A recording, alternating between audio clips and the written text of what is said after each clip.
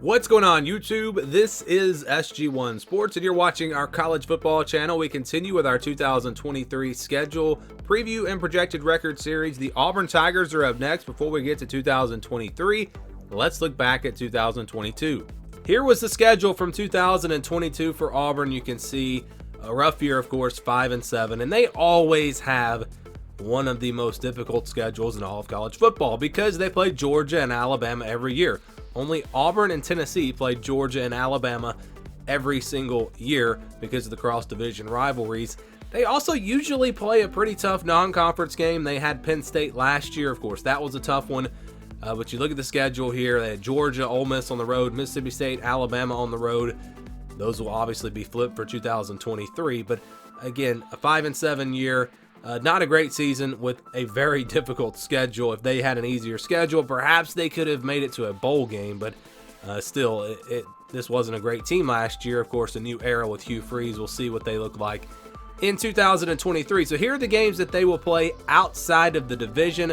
They'll play UMass. They'll play on the road at Cal, which is just a kind of a weird matchup there. They'll play Samford and New Mexico State. So they will play a Power 5 opponent this year, but it's Cal. It's not Penn State. It's not Clemson. They played Clemson recently. So maybe a bit of a break there in the non-conference schedule. But they do have to go all the way out west to play Cal. So that'll be interesting. Really interesting matchup there. Cal was not very good last year, but neither was Auburn. So no guarantee how that game is going to go. Then they'll have Georgia at home and Vanderbilt on the road. So they get arguably the best team that you want to play out of the East in Vanderbilt. Although, I don't know for sure that Vandy's going to finish in last place in that division. They won a couple of conference games last year. We'll see what they look like this year. But I think that's probably who you want to play. And you want to play that game on the road so you can get Georgia at home. That's a very, very nice schedule here compared to what they've had in the past. You look at how it all lines up. And they'll play UMass to start things off on September the 2nd. Then it's on the road at Cal, and then Samford. So those are your first three games, not Stanford, Samford. Those are your first three games, three non-conference games. A couple of should be easy wins, and then Cal on the road. Again, that's just an interesting matchup there. But there's a good chance that they start off 3-0. But look at the next three games. They got it rough here with these three games. Texas A&M, Georgia, and LSU. Those three games in a row, two of them on the road. They'll play at Texas A&M, at Auburn. They do get a bye week between Georgia and LSU, so that makes it not quite as bad. But that is a tough three-game stretch. I don't know, that may be one of the toughest in the country. Again, on the road at Texas A&M, that's one that I think Auburn's going to have a hard time winning. A lot of talent there at Texas A&M, but they'll have a shot. Georgia, we all know where they are in college football right now. But it's a home game. Maybe that gives Auburn a chance. I don't know. And then at LSU, obviously going to be really tough. They're a preseason top 5 or 6 team for most people. So that three-game stretch is brutal. But again, they get a bye week between Georgia and LSU. Maybe that helps. Maybe it doesn't. After that, it eases up just a little bit. They get Ole Miss on October the 21st. That'll be a home game. And then Mississippi State, a home game. So back-to-back home games there. Again, against Ole Miss and Mississippi State. Then it's back-to-back road games at Vanderbilt and at Arkansas. They play Arkansas pretty late in the season this year. Those games, again, on the road, it's never easy to win in the SEC, but you'd rather play Vanderbilt on the road than play, Ole Miss or Mississippi State, I think. Again, we don't really know for sure how these teams are going to look next year. But after that, they get New Mexico State, who I believe beat Liberty last year. So Hugh Freeze is familiar with them. That will be an interesting matchup there. New Mexico State actually came on and had a decent year last year. But Auburn should be, just from a talent level, shouldn't have any problem there. And then it's Alabama in the Iron Bowl, a home game. We all know what has happened many, many times in Jordan-Hare in that rivalry. We'll see if it happens this year. So all in all, I think this is a really favorable schedule for Auburn compared to their normal schedules. It's tough. It's always going to be tough. But the fact that you get Georgia and Alabama at home, the non-conference schedule, not bad, playing Cal. You don't have to play Tennessee. You don't have to play South Carolina. Instead, you get Vanderbilt out of the East. That stretch between Texas A&M and LSU is obviously very, very tough. But, if they start off 3-3, you look at the rest of the schedule, there's a decent chance they could go into that Alabama game with still just 3 losses. Again, it'll be a grind with Ole Miss, Mississippi State, Vanderbilt, Arkansas, those 4 games in a row. But depending on how good this team is next year, they'll have a chance in all 4 of those games, potentially. And again, they could be sitting there with just 3 losses going into the Iron Bowl, which would be a pretty big turnaround from last year. So again, this schedule sets up, I think, pretty well for Auburn, at least compared to some of their more recent schedules. Here were the projections from last season going into the season. Of course, this team finished 5-7. They were projected by us to go 6-6. My prediction was 7-5. I saw some things I liked with this team in the preseason. You know, Zach Calzada thought he was going to be the starting quarterback. He never even played.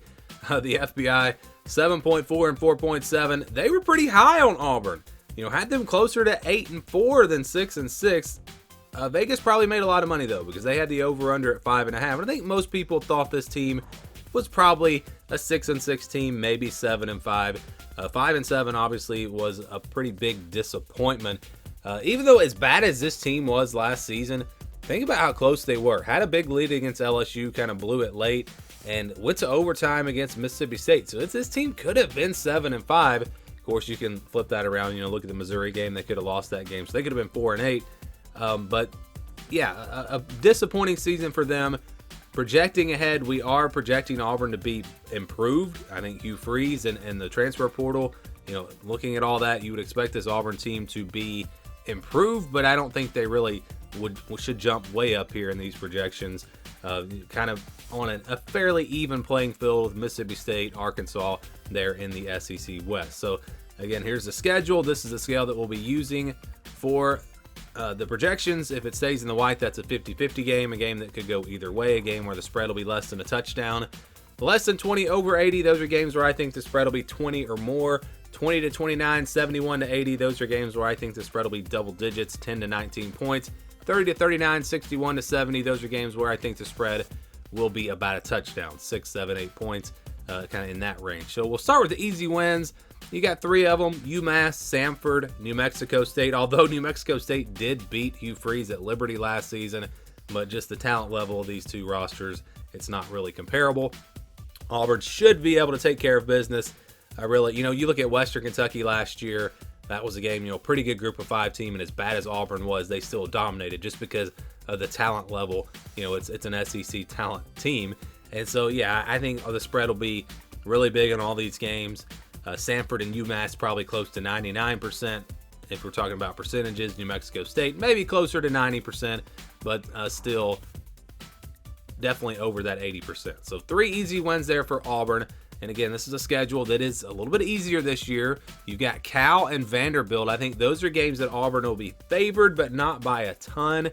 The Cal game, I think, could almost be in the blue if it was at home, but going out west against a team that, you know, has not been good the last couple of years. Still, I think because of the fact that it's on the road, I don't think Auburn will be a double-digit favorite in that game. Maybe 8 or 9 points, not quite the 10. But yeah, I think that's a game that they'll be favored in, and I think they'll be favored against Vanderbilt as well. You know, I know Vanderbilt came on strong last year, but just looking at the rosters, Auburn has a much better roster overall. That game is on the road, but still, I think Auburn will be favored by 7 or 8 points in that one as well. So those are your 5 games where I think the Tigers will be favored. Well, let's flip this around now. Games where they'll be underdogs. I think Georgia and LSU, those are games where they're going to be double-digit underdogs.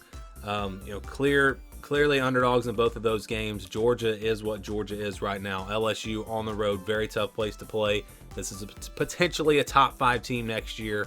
And so, yeah, I think Auburn will be probably 14 to 17 point underdogs in both of these games. And again, that's saying that that's going with the fact that I do believe Auburn will be improved, but not enough to really, I think, have a chance in those 2 games.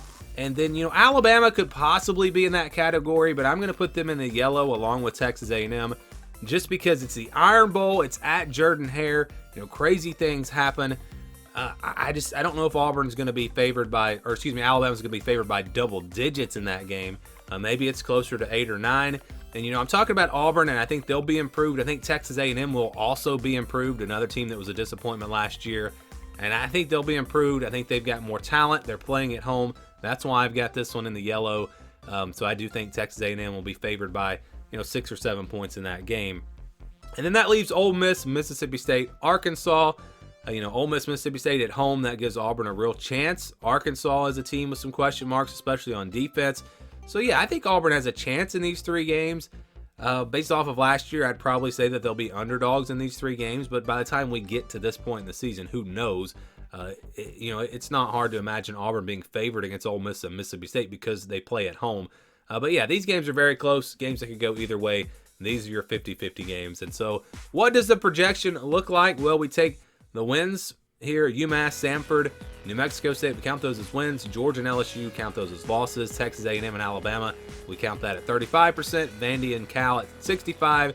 Games and White at 50%. And what do you get? You get a projection of 7-5 for Auburn. So an improved record next season for them. Remember, the projection was just 6-6 last year. Schedule is a little bit easier this year with Cal in the non-conference instead of Penn State, and then getting Vanderbilt out of the East. That helps as well. The projection actually was 6.5 and 5.5, so 6.5 was the exact number. We round that up to 7-5. But yeah, they were very close to 6-6. So if you want to say 6-6 or 7-5, again, it was right there in the middle. But an improved season, again, mostly because the schedule is a little bit easier, and I do think this team will be better as well. But the projection for Auburn in 2023, again, is 7-5.